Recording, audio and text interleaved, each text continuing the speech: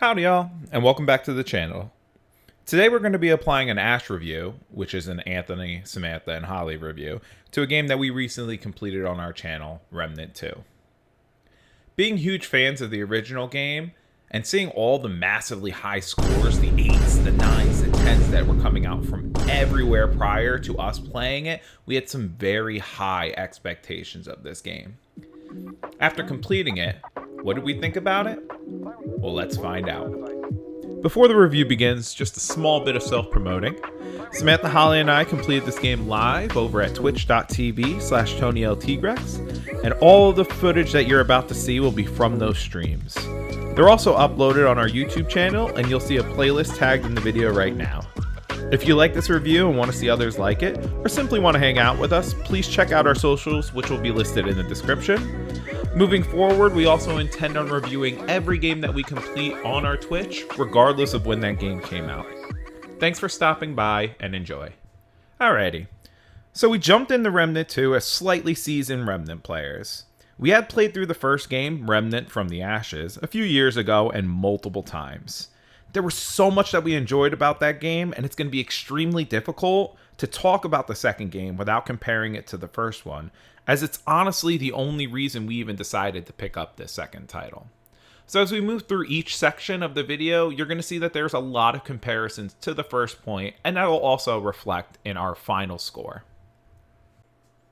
So the easiest place to start is going to be the gameplay. The game fits us so well because both games were available to enjoy in 3-player co-op multiplayer. And there's 3 of us. So yeah. Everybody make sure you have your flashlight on. Hello. Oh, there you go. Alright, so what's our plan here, boys? We should go back and upgrade. No, that's not what I mean. Oh. Do we want to side with the janitor?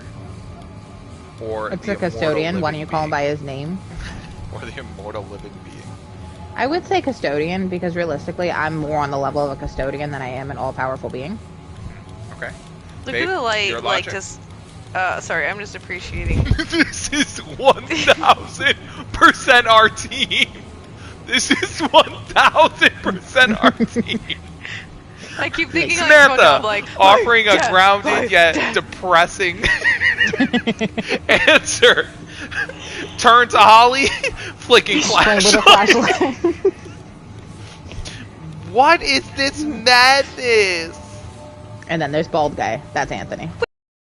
Both games have light puzzling aspects and a heavy focus on third-person shooting with Souls-like action. However, this is kind of where we run into our first major difference between our 2 experiences, which was the difficulty. While there are definitely a few moments that I'll get you into. Oh no, I walked right into this. Samantha, do you think there's something down here? Maybe. Let's see what this new bubble does. Increases scrap pickups by 50%. Oh, I'm putting that on. Hmm? Down here, Samantha. Bubble. Oh, I'm coming.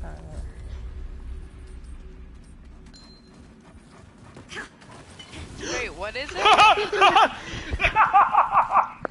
die You're again? being serious. You're such a douche. I'm so sad I wasn't even watching. We blasted through a majority of the bosses on our first or second try. There were a few notable exceptions, see the cube or the final boss. However, this differed so wildly from the first game. In the first game, we found ourselves jumping into some of those boss rooms dozens of times. We would rage and scream and yell and contemplate our lives as we couldn't decide what it would take to defeat them. We'd go buy different armor, we'd try on different weapons, anything to get through. And when we finally completed each boss, it was so satisfying. However, that's not what it was like in the second game at all. Like I said, most of the times, it was one gimmick that got us the first time we jumped into a room, like a floor disappearing and us falling to our deaths, and then the boss would die. Aside from the difficulty, the game feels very much like the original and is responsive and smooth. I played the tank class, and shooting the shotgun, even from a distance, was extremely satisfying. Like the first game, there were perks to obtain and upgrade, and they helped make the gameplay feel more natural or easy. The swappable Dragon Hearts, which are your healing item, were a natural upgrade over the original game. This game was also shorter, and it felt shorter than the original. which is not always a bad thing, but it was a bit of a letdown for us, especially considering how hyped the game was and how ready we were to jump into the game's lore. And we'll talk about the lore in upcoming sections. But perhaps the proverbial nail is how disheartening it was to just steamroll through 90 to 95% of this game on our first playthrough, with the bosses being so damn easy. Yeah, that was it. Another segment. That was it. Holy crap. And I guess the answer to that would be to increase the difficulty. However, that's not something that we had to do in the original game. We were able to go through, play the game, be challenged, have fun, try different outcomes, and everything felt great. This game, we weren't challenged at all. If the idea was to make this game more accessible to a larger audience, I think they succeeded. However, and you'll see this as we talk about more aspects about Remnant 2, there should have been an option for returning players, something along the lines of a difficulty scale that stated very clearly, hey, this is for a casual player, which would be an easy difficulty, a medium difficulty, which would be like, hey, this is what your typical Remnant 1 experience would have been like, and then their scaling difficulty, which goes up higher and higher, which you're supposed to do after you complete your first playthrough. So I feel that aesthetic and world building would be the next most fitting topic. The game looks amazing, especially on the PS5. The character models and the world designs were quite unique and very fun to look at and to explore.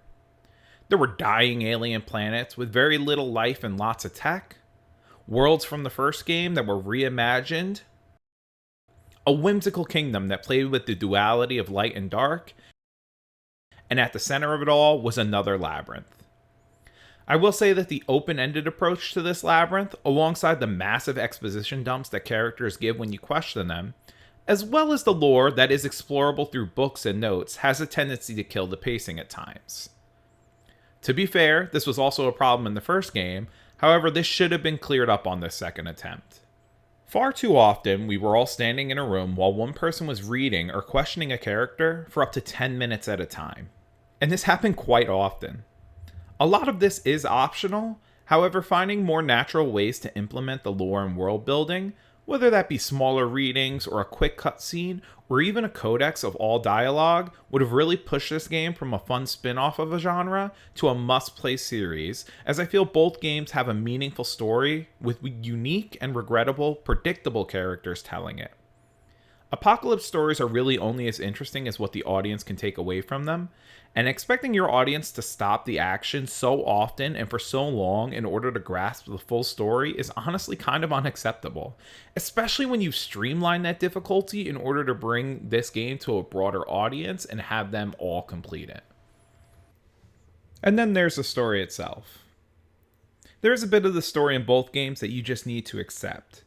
There's the ability to travel worlds, the science behind that system being established with the Dreamers, and the enemy, the Root, are all aspects that are loosely or even nonsensically explained throughout the main campaign. Both games follow Ford or his family, however 2 loses itself in the Matrix-like overarching story that takes away from the memorable story of a ragtag group of survivors of a ward looking for Ford to save the day. The first game led you on this journey and you were able to see how no man is perfect, or even the ideal hero, as even Ford himself has spent a large portion of his life seeking answers that we catch up on through the journals and characters he's interacted with. And ultimately, he kind of ends in failure. The second game introduces more family, a new ward, and a Ford with a new and equally questionable set of motivations. However, after these initial introductions, we quickly find ourselves being tied into this greater transcendent story that quickly shifted away from our main characters and that feeling of humanity hanging on the brink. It felt like we were trying to clear out a virus on our computer more so than trying to save a plethora of races across an expanded universe. And that's what the first game did so well. It is I, Anomaly. You have done well. Clementine's trust is well founded. I don't like you. You've done well murdering Twice things the in worlds corruption you're not. infected the system. Containment was the most efficient response. Preserve the irregularity for later inquiry.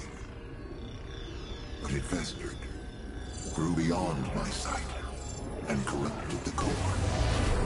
It's actually the biggest bummer of this game. The story is not bad, it just doesn't fit the first game at all. And this is a lot where our rating came from, and the reason I wanted to start this series and make this video specifically. The first game had a story that you could sink into and challenge you to come back into the game on harder difficulties, find out more, challenge yourself more. This game just didn't have any of that. The story was so lacking, and there was points in the game where we kept saying to ourselves, there's more, right? There's got to be another world. There's got to be something that we missed. There has to be a main character we haven't spoken to. And if there was, it's kind of a shame that it was that far out of the way that we missed it. And I'm not blind to the fact either that most of the reviews say the game gets good after you replay it a certain amount of times, that there are certain aspects that you find throughout, and that there's even people who have played the game for multiple thousands of hours who have not found all the secrets in the game. And all of that's great, except for the fact that we're all adults now, and we played this first game when we were adults, and we got the full story in the first package. We didn't have to spend multiple hundreds of hours in order to get the full story. If I wanted to play an RPG that long, I'd play Baldur's Gate. Shameless plug for Holly and I's playthrough. So with all that being said, it sounds like I'm heaping a lot of criticism at the game, and justifiably, I think this game deserves a lot of criticism. However, I do want to end this review by saying that we did enjoy the game. It was very fun. The shooting aspect, the multiplayer co-op aspect, all of it was really good. And the characters that were in there that we began to learn about were super fun. Clementine was flawed and quickly taken away from the main story, but a very fun addition to the narrative. So with all that, what were our final thoughts? What was our final score? Well, I'll start with mine, which is the most optimistic. I would personally give this game a 7. Holly, lingering slightly behind me, gave it a 6. And Samantha, extremely disappointed, gave the game a 5. This is out of 10, and this is based off of our experience with the first game. However, again, that's an Ash review, and that's our first one. So if you agree or you disagree, feel free to let us know why in the comments. Again, all of our socials will be listed down in the description, as well as our Twitch, which you can come check us out live. We mostly stream on the weekends for now, and hopefully we'll be able to do this more for you in the future. Final verdict comes to a 6. As I put in the title card, I think that the game is a good game and a pretty terrible sequel. Anyways, guys, thanks for watching, and we'll see you in the next one. Be safe.